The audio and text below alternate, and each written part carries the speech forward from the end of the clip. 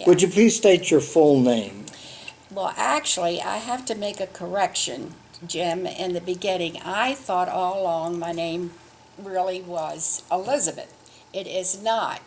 I wrote to, I'm trying to think where it was in West Virginia, because I went to Charlestown, and there was nothing there in the court on that.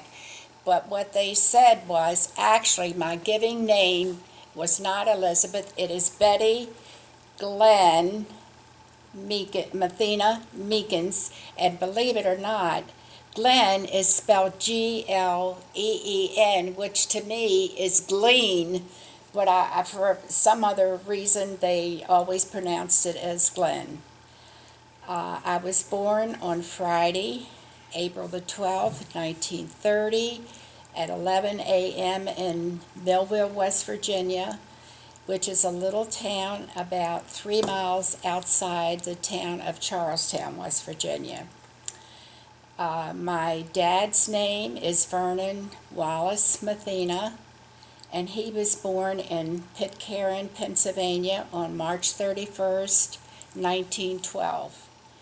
My mother's name, she didn't have a middle name, but I'm going to use her maiden name, Ethelene Wilt Mathena, and she was born in Berkeley County, West Virginia, which is now known as Jefferson County, West Virginia, on March 13th, 1913. My mom, Ethelene, was a housewife, and when they were first married, my dad and mom rented one room from her sister, and he worked at a asphalt plant in Melville, West Virginia. And later on, in 1931, he moved to a place on Oakwood Road, which was a dairy farm, and it was owned by a dentist by the name of Dr. Arthur Bell, and that place now is known as Edridge Lumber Company. My dad was a farm manager there. My dad's father's name was Charles Jacob Mathena, and he was a farmer. My grandmother's name on dad's side was Bessie Orm Mathena, and she'd raised turkeys for sale at Thanksgiving. She made butter, cottage cheese, and also she raised chickens. My mom's mother was a midwife. I don't know anything about her father.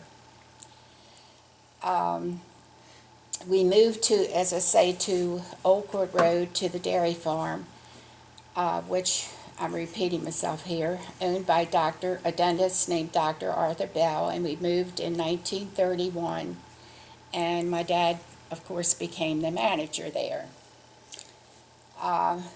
The schools that I attended was the one in Granite, which has been, there's been, I think, an antique place there at one time, and then it was closed, and then right now there is people living in it. Randallstown Elementary. Well, it was a home before it became an antique place.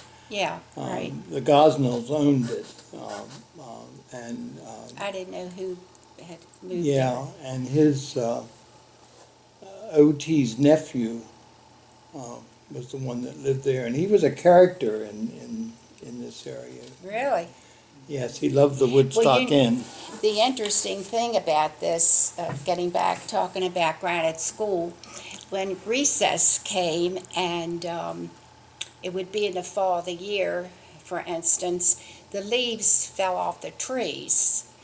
And we would go outside and play in these, hide in the leaves that was there.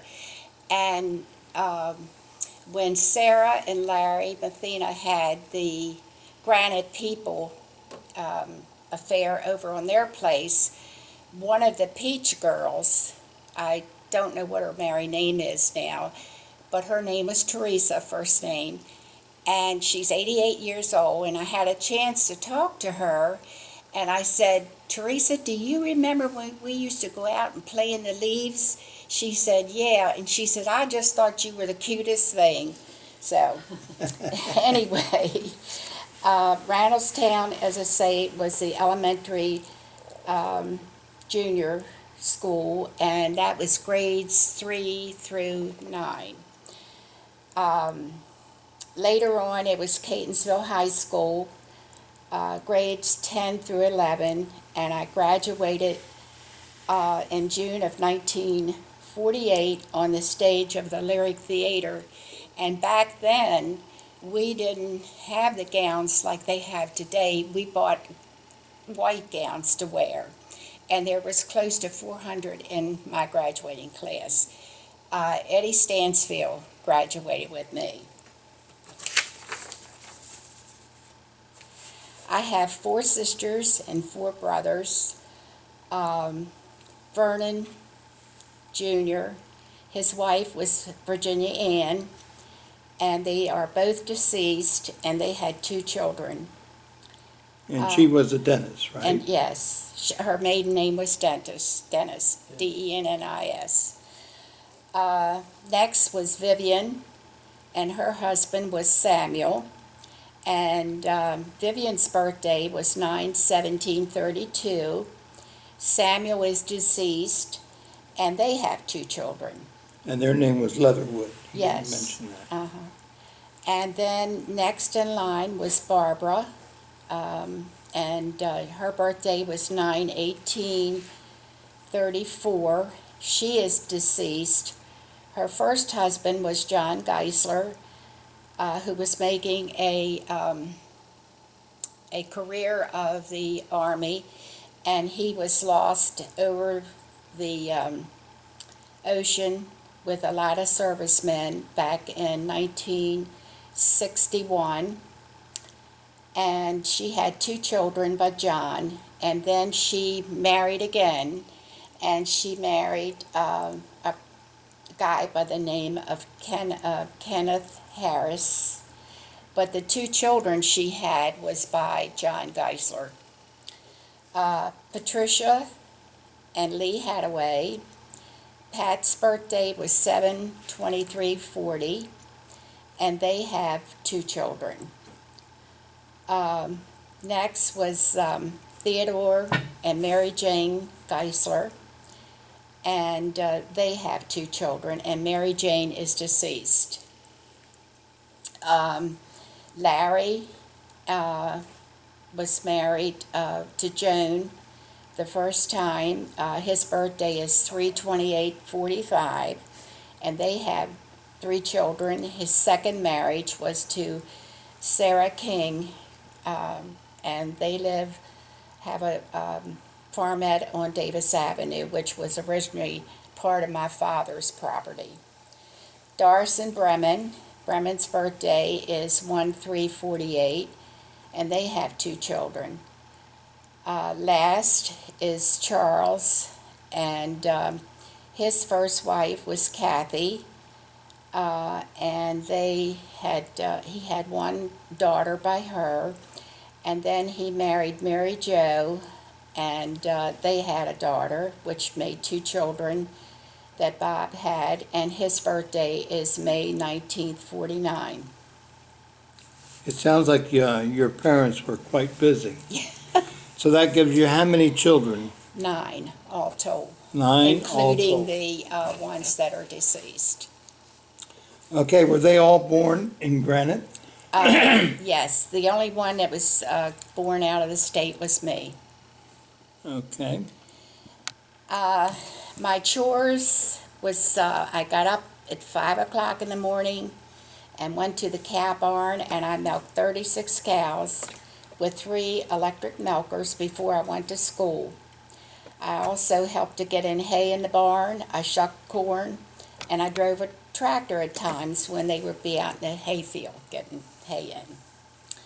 Later on in 1955, my father with my husband, I got this let me start over that. In 55, my father started a mobile home park with the help of my husband.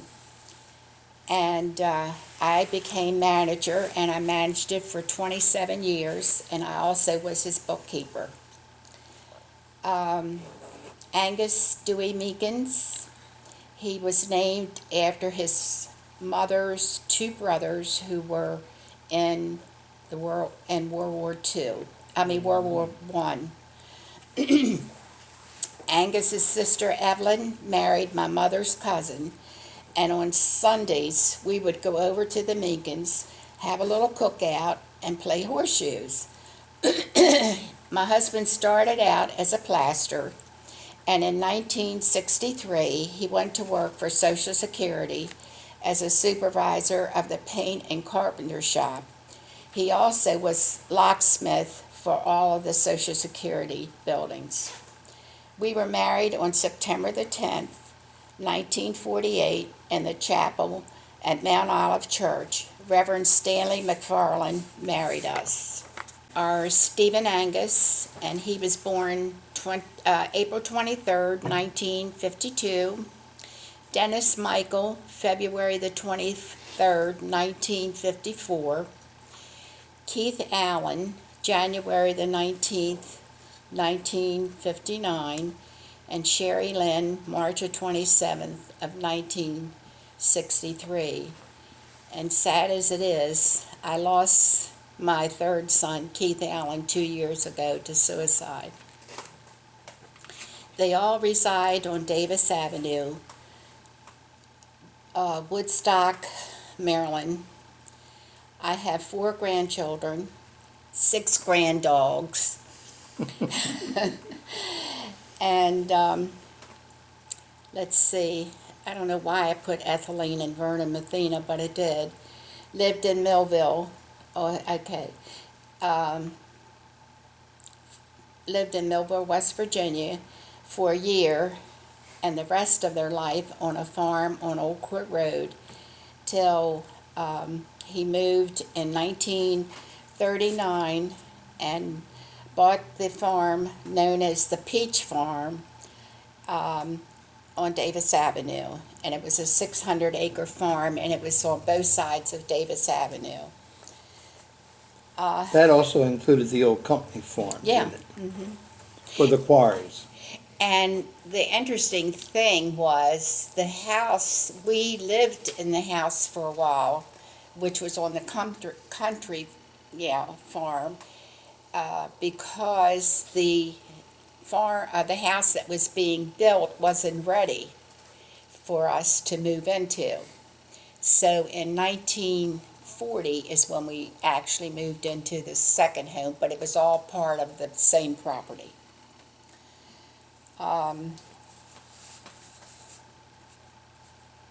My husband and I built our Cape Cod home from the ground up. An acre was deeded to us in 1950 by my father. I joined the Granite Presbyterian Church in 1942 at the age of 12 years old. And I used to walk across I was trying to think who owned the farm at the time, but the Riches own it now, and come up the Melrose Avenue and cut through somehow or another where I came up to Bunker Hill and then on up to the church. And also the parish house that our church bought, I took music lessons. We addressed her as Aunt Bodie Peach. And I remember where the conference table is, right in that corner, she had a piano. And she'd sit on the side of me, and she had another little instrument that was almost like a organ, was connected to the piano. But I can remember with her humpback and the bun in the back of her head, and that's where I learned how to play a piano. We attended the Assembly of God Church on Davis Avenue for 2 years. I was ordered a deacon ordination in 1957, And I was one of the first women deacons in Granite Presbyterian Church. And at that time, Miss Leah Ford was on the session, and she's the one that came and asked me if I would serve. I became an elder on June the 6th of 93, and I served with the women's organization helping with the public suppers. I now am chairperson of the outreach for 3 years. There were new programs along the way. We refurbished the Sunday school, of which Jim Farmer and Angus Meekins were chair of it. We have an outside elevator, air conditioned for the whole church. At this time, there are not many new people joining our church. The area has changed where farmers have sold their farms to developers, and the people moving in have their own churches to attend. Exercise more and eat healthy meals. And President Roosevelt brought us through the Depression and World War II, and he also started the Social Security.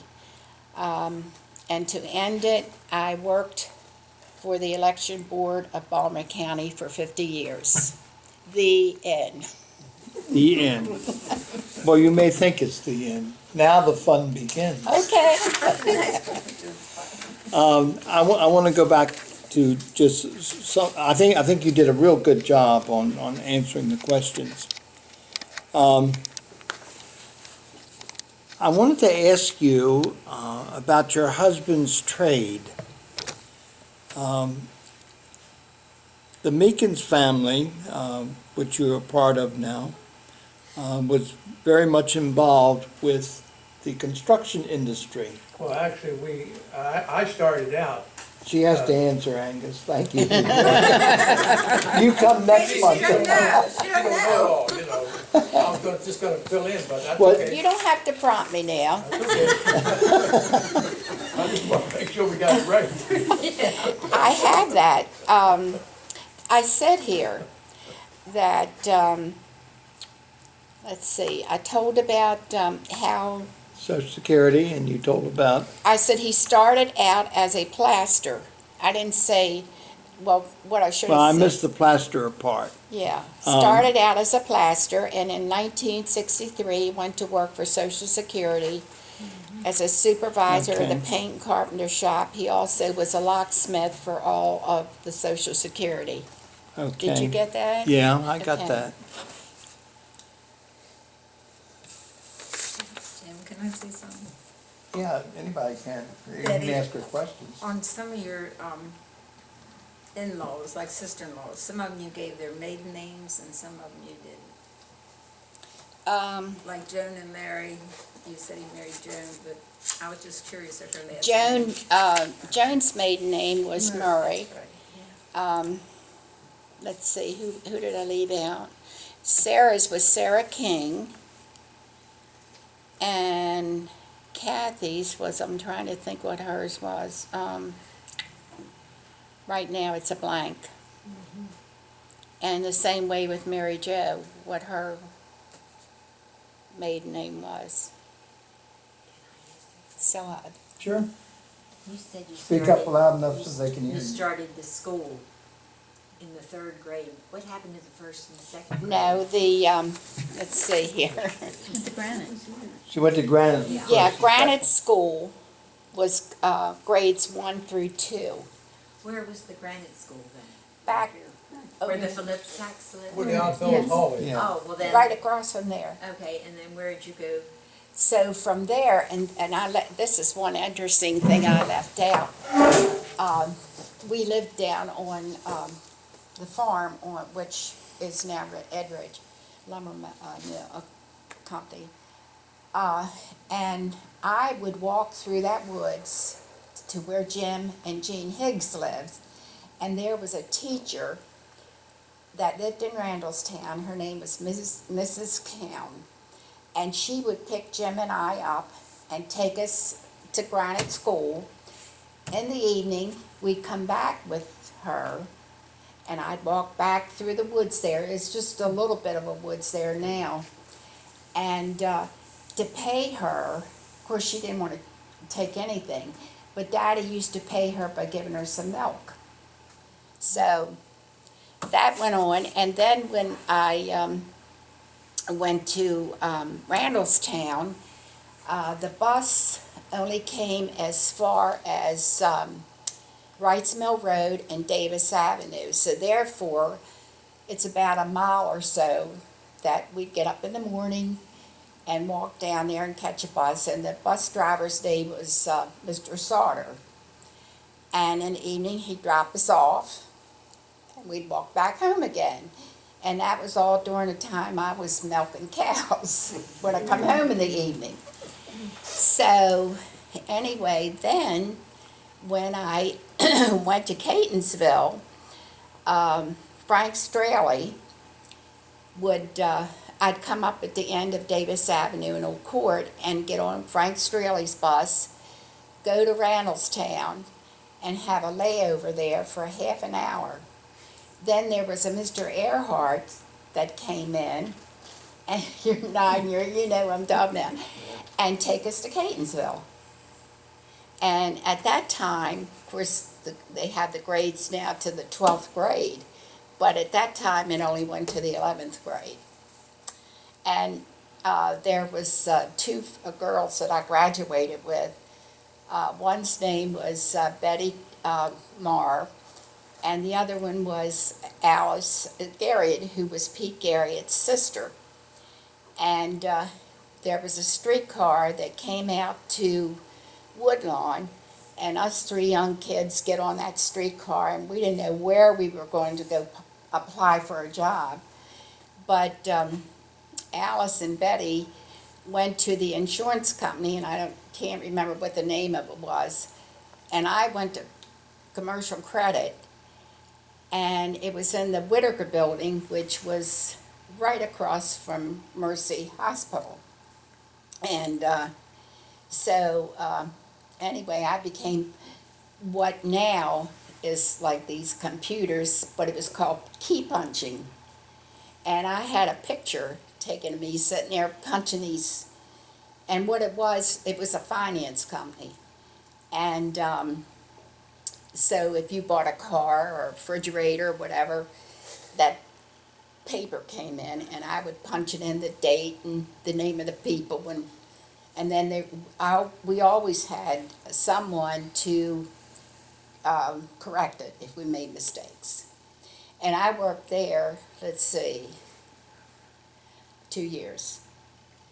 And that's when I moved my house, and then Steve was born 2 years later, the first one.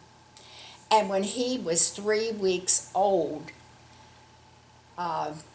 Daddy, of course he was the first grandchild on my father's side, he put him in his arms, and in that front field, which he had a manure spreader and a tractor, and he spread manure, and Steve's about 3 weeks old, and he's going down there the field with him.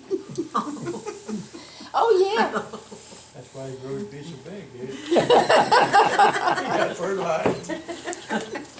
I was gonna correct you, Jim, with Betty, and I'll tell you this, I'm not answering the question. No, go ahead, go My ahead. first job was in a war plant at Halethorpe during World War II. That was my first job, 16 years old in a war plant. After the war was over, then we went to Plastron. From Plastron, I went to carrying mail here in Woodstock, Granite. I carried that for 16 months, and then I went to Social Security. Spent 28 years there, but I just wanted to correct that end of it. Yeah, the war plant, by the way, is where Revere Copper and Brass. yes, it was a company that I worked for Yeah. all It through was a big college. aluminum plant, and we made all kinds of stuff for the war. Well, now the commercial credit building that she was talking about, Whitaker, was that the Well, one that you Well, the had? Whitaker building was torn down, and my company bought the commercial credit building, Yeah, and we changed the name of it to 300 Yeah, but you St. knew what I Paul was Place. talking about. Yeah, knew exactly. Yeah, well, Angus would take me over, in Harris County, across the railroad tracks and up to the top of the hill. And there was a lady, Helen Swartz. You remember her? Yes, she's buried out here. Because she worked at Commercial Credit as well. And I would get in the car with her, and we'd go over, let's see, it was 99 and, oh, what is that road that comes through, where the fruit stand is there, and there's a, Bethany Lane. yeah. Marvin's or something like that. And he'd pick us up, or, I mean, we'd get in the car with him. And because he worked for the Odd Fellows down in Balmer City. And he'd take us down there near where I told you I worked. And we'd go to work and come back in the evening and meet Mr., trying to think what his name, he's passed away now. But that was an interesting thing too. You wonder how you do it all. You wonder how you do it in all the weather, as a matter of fact. Did you meet Angus when you went with your mother's relatives to the Meekins? Well, we What were- was the story there? Yeah, How did you meet? Well, he used to come up to the farm, and he said it made him feel bad because here I am, a young girl in the barn milking all these cows, and my brother Vernon was in there with me, but there was the black man, he was there too. And he he thought he was helping me, and my father would come down and he'd say, okay, you boys out of the barn. So Angus would go out one door and come right back in the barn. Actually, though, Betty and I met when we were, I would say, 6 and 7 years old. Because her parents, I lived on Dogwood Road, and her parents lived over on the Edrich farm, where a lumber place now. But anyway, they would come visit my parents, and we played together and grew up together. Her and I have been together a lifetime, and this is the only girl that I ever dated. 65 years we've been married. Jeez. That's I tell it now, I had a couple boyfriends, but Well, I could have had girlfriends too, but I had my own. Do I know them? well, I tell you what happened. He was really getting serious, and he didn't want me to date anybody else, and I'm I'd run them 16. off. That's right. So anyway, I told him, I said, if you want me that, your own, I said, you give me something to show me. And I was referring to an engagement ring. So he owed his father some money, that's what it was. And the thing of it is, just recently, I had wrote a note, and Alma Lou Kraft, who was, let me see, it would be Angus's sister-in-law's sister, she was my carrier. I'd give her a note to give to Angus and vice versa. Well, anyway, he couldn't give me the ring because he owed his father some money. So I write this note to him, and I tell him that I'd rather for him to pay his father and get that off his mind, that everything would be okay, and we were going to go skating. And if he would come up and ask Daddy if I could go skating, I would go. And it was written in March of 1945. And I have kept that note all these years, and it's torn a little bit, and all that. But anyway, he gave me the ring when I was 17. And I graduated in June of 48, and September of the 10th of 48, we got married. And my father, he said he was sick, and he went to bed. And anyway, Angus or your father? my father, Oh, He didn't go to the wedding. anyway, my mother and my brother Vernon, and Angus's mother, and who else was it, Angus? Just your mother? I think Evelyn, my sister, went. Oh, yeah, Evelyn. And My then father. Alice Zimmerman and her husband Buddy, because they stood for us. And when I come back home, because were gonna leave and go on a honeymoon, and Daddy got up, no, he was fine. He wasn't sick anymore. He just didn't want He to didn't lose want, his milk. he didn't want to lose his milkmaid. That was the whole thing. But anyway, there was cabins over there, Hardman's Cabins, and, you St. remember John's that? Lane and River. Yeah, And that's where we stayed the first night, because we went down to Natural Bridge and we didn't want to be driving, you know. And so anyway, on the way down there, Angus had a 41 Chevrolet, and it got to steaming. We had problems with it, but we made it down there, and when we got there, thank goodness we took our marriage license, and we went up, we were going to get a cabin. And anyway, they said, how old are you? And Angus is 19, she's 18. I want to see your license. And like I said, it's a blessing we had it, because we probably wouldn't have any place to That was sleep. hard.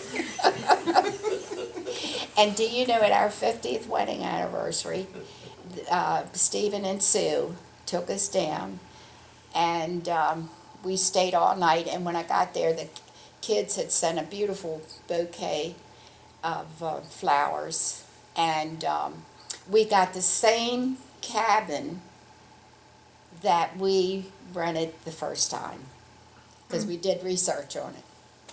And of course, we took pictures and all, and kind of a, but things had changed, so, you know, in 45 so years, amazing how they change. let's see, what's the food, Mars is located on the Hartman Cabins area, isn't it?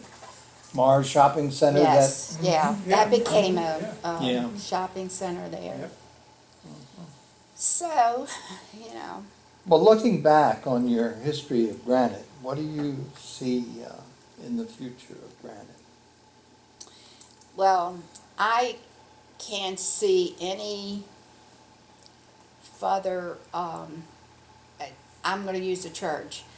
I'm really concerned about the attendance of our church. I don't see that many people coming in. And also, years ago, and of course, you can't compare here to here, but it seems like, I know when we were raising our children, when Sunday came, if we had gone to a dance the night before, we got up the next morning, went to church, took the children to Sunday school, and when they had dinners, and Jim, you and Ruth can verify this, the dinners that we did at Reynoldstown Community Hall serving 400 people. But the people were there, you know, it just seems like they were dedicated. And I don't see the dedication, for whatever reason, today like it was back when I was coming up raising our children. And the sad part about it is, too, a lot of the farmers, their land has been put into developments. And people that are buying them have other churches to go to. So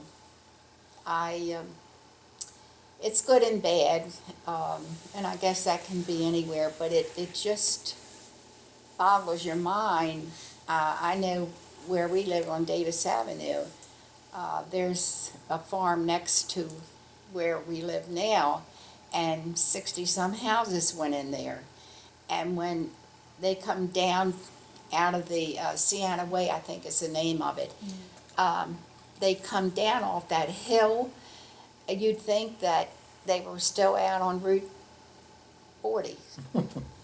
It was so bad that when we'd go to pull out of our driveway, we couldn't see up the hill, and we'd pull out to going toward Granite, and the next thing you know no sooner get out on Davis Avenue, and there are cars right behind you. You don't have any, chance to.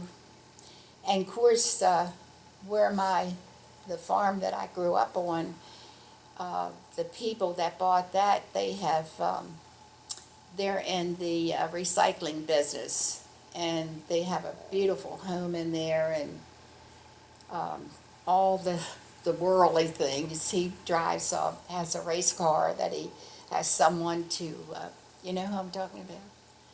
The people, I know with the farm you're talking Yeah. about, yeah, it's Decker, it's got the Deckers. Deckers there. yeah, their last name's Decker. And so the father and the daughter live over Sienna Way, but this is a son that lives in there, and they have 3 children. Now, did they tear down the old house? Yes, they did. And Jessica, when they were in there tearing it down, she come down, because we were living. Jessica is your granddaughter. Yeah, Jessica's my granddaughter. She come down, because we were living down in the basement of our son's home, and she says, Mimi, they're tearing your house down. So I went up to the top of the top there where the garage was, and sure enough, this big, like a, what I want to call it. Excavator. Yeah, thank you. We're tearing it down, and I stood there and I cried. And it was just so emotional to me. And the lady, Joyce, Joy is her name, she did take some pictures of the house. The shingles were off of them, but she took pictures of the house and she gave them to me, so I have them. I want to back up a little bit to the trailer court. One of the things that, from interviewing your dad or your father, was that he saw a need, he had a vision and saw a need for housing in Granite because of the Nike site. Well, So tell us a little bit about that. well, how that came about, the Mobile Home Park, there were some men, Army men, came in with mobile homes, and they didn't have a place to put them.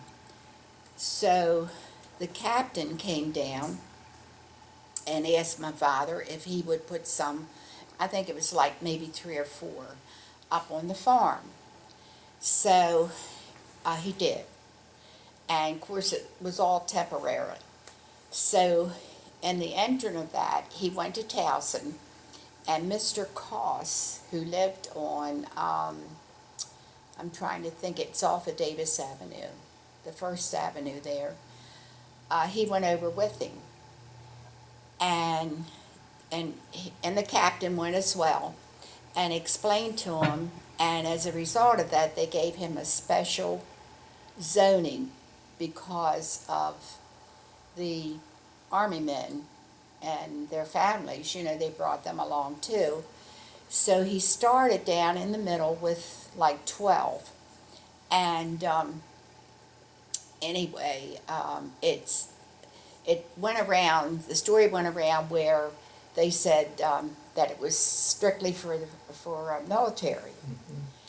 So we had to get that straightened out because it was for anybody by then. It wasn't, the mobile homes for the men with their families wasn't coming in like it was in the beginning. So anyway, Angus, along with my brothers, would go down and Daddy, and that's how the park started.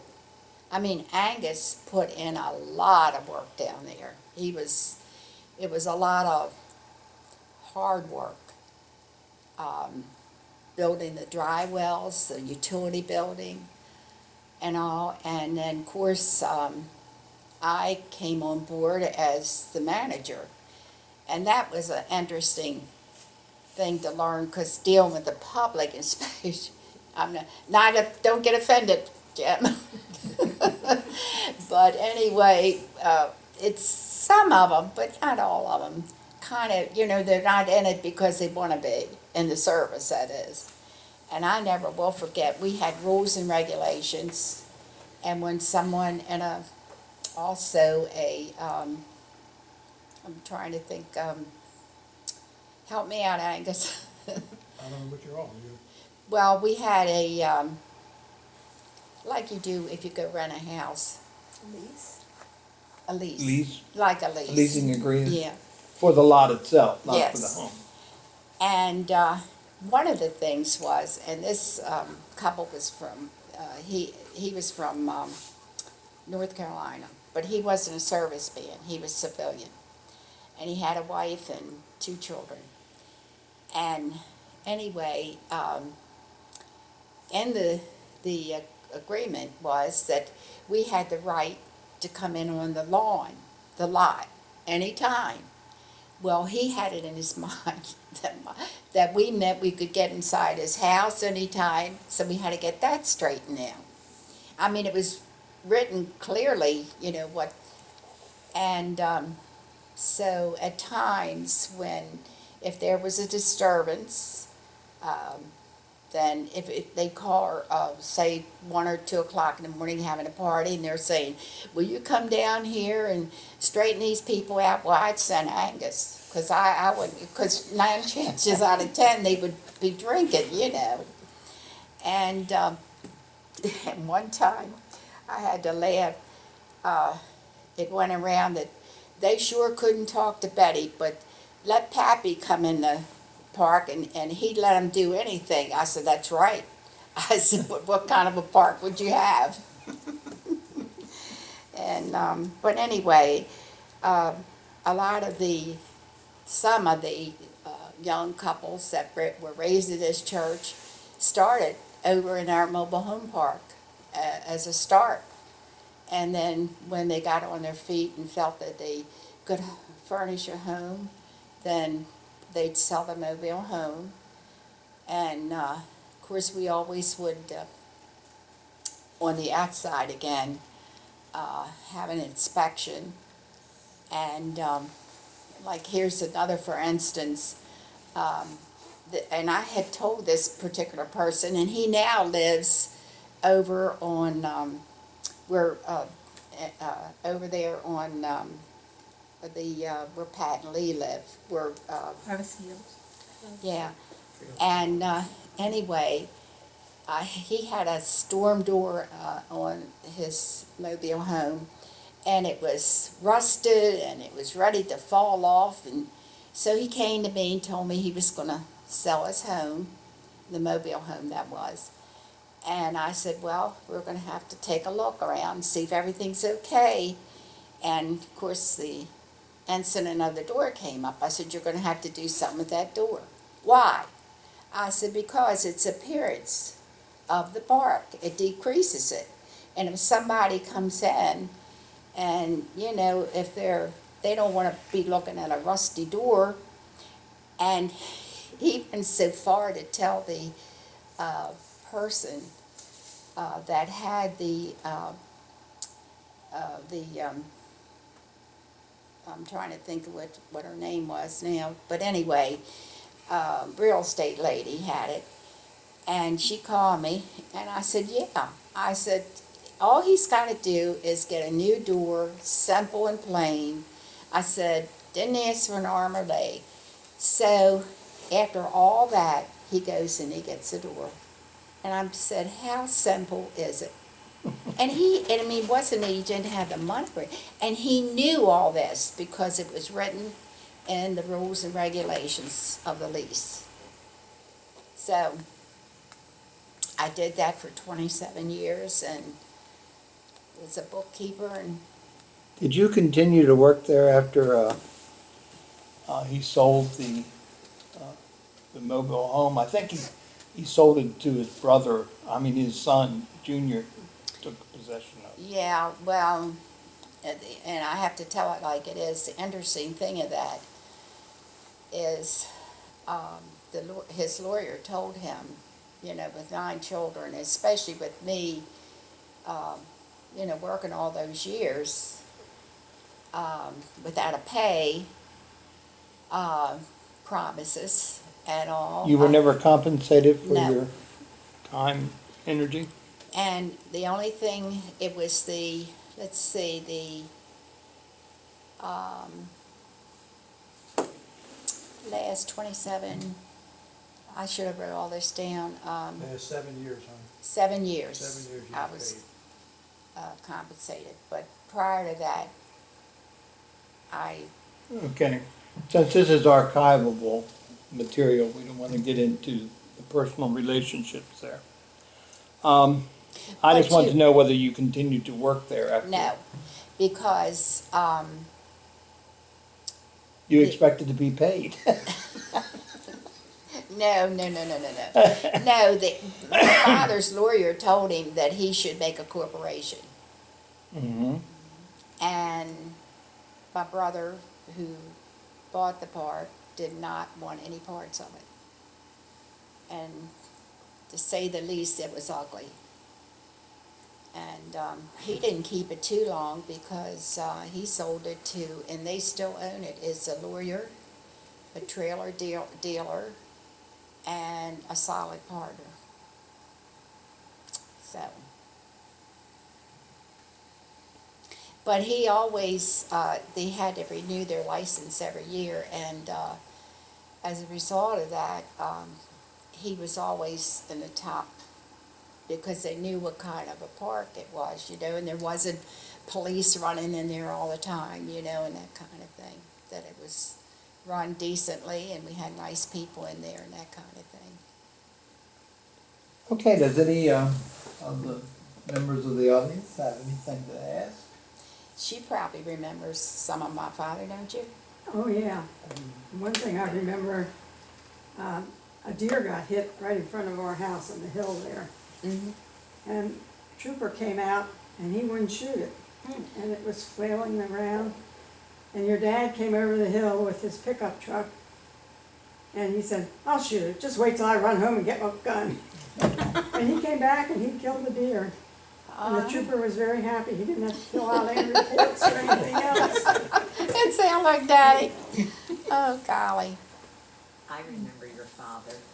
I would love when he would come. I used to be the church secretary here, and he would come into the building, he'd take off his hat, and he'd say, "Good afternoon, boys and girls." Uh-huh. It always made me feel young. That was him. He always called me Mr. Smith, and I used to call him Mr. Jones.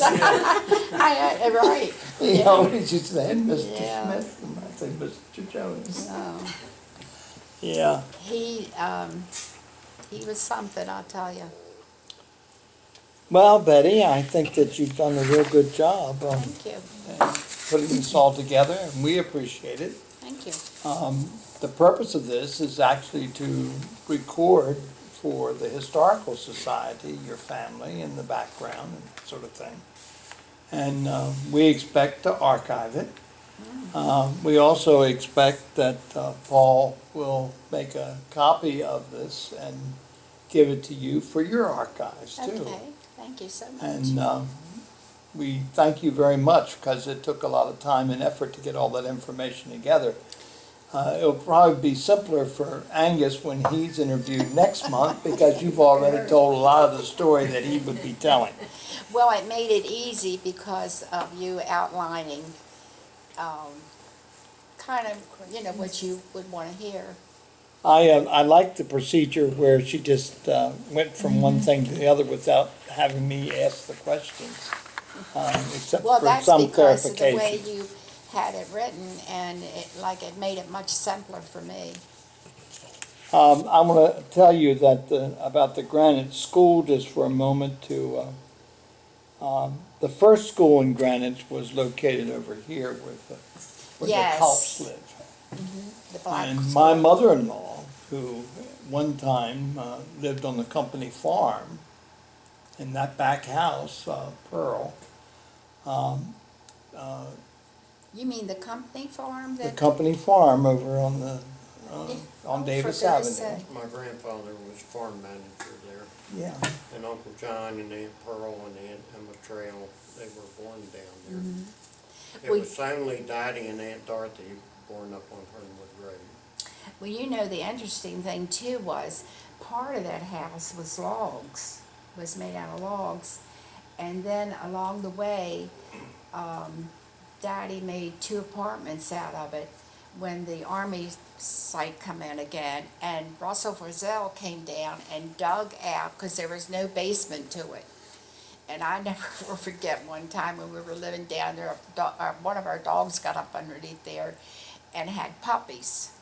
And I crawled up there in the opening, it was about like yay, and I had a dickens of a time getting out of there, and I was crying and scared to death. I was gonna get the puppies and bring them out. You all mentioned the company store.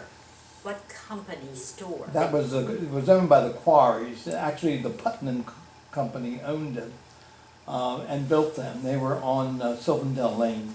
Okay. And that was also where the upper floors were dormitories for the workers, for the quarrymen. Particularly when they first came over to this country, they had no place to live or sleep. We had no big hotels here in Granite. But the company store was located there. And we have pictures, I think, in our archives of the company store, don't we? I've seen them anyhow somewhere. Jim, there where, on the corner of Hermwood Road and St. Paul, wasn't there, a house there, and their name was Weller? Yes, Wasn't that a store one time? yeah, and a bar. The last one to keep store there was John Young, because my dad hauled some groceries for him. Well, Young, Out of Baltimore. wasn't there some Youngs that lived on down the road further? That was him. Was that the one? Right past where the manse was. His Yeah. daughter Geraldine was Denise's school teacher at Hernwood. She was principal at Hernwood. Yeah, Eventually. because I want to think there was a boy too, wasn't it a son? Two of them, I think. Because I remember the name from going to school. Yeah. Oh, this is interesting. Yeah, I think she had two brothers. Mm-hmm. But your father would always come by the farm, and Joanna would come to the kitchen door, and if I was anywhere around the barn, I'd hear him say, "Well, where's the boss man?" So I'd head towards the house. That was him. He would- Automatically assuming that he was the boss man. he took, Little twerp. He took Mary several times to Lancaster and go to different harness shops. And Didn't he do their wedding the first time? yes, he did. Yeah, I thought they did. Yeah, he he did. and Sandy Ludwig. Lubbock, yeah. Yeah. She bought a place, it's right on the borderline, I don't know the name of She's it. up off of 30. Yeah, He did my son Chuck's wedding too. he did. I Yeah. didn't know that. He drove the carriage from here to St. Alphonsus for the reception. Yeah, well, he did that for Denny, my son Dennis, and Joyce. In fact, he and Barbara did it. Yeah. Barbara was all dressed up in the old hat and Yeah. everything. The dust cover. Well, you certainly have extended an interesting evening, and we thank you very much. Oh, you're more than welcome. And for your time and Yeah, yeah. patience, we give you a bottle of water. That's all right.